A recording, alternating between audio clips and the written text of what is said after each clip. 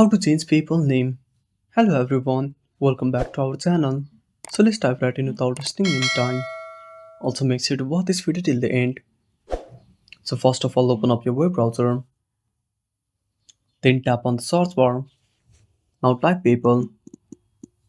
Now click on search, then open up the first website. Now simply tap on login at the top right corner. Then enter the email address. Then tap on next. Then enter your password and tap on login.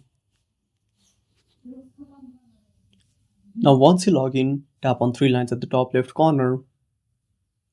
Then tap on the gear icon at the top right corner. Now on the settings page, simply tap on change name.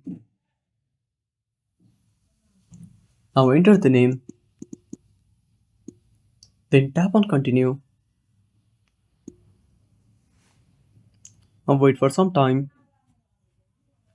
Then tap on next. Now verify the ID. And that's it. Thanks for watching. Make sure to subscribe our channel and hit the bell icon. See you in the next video.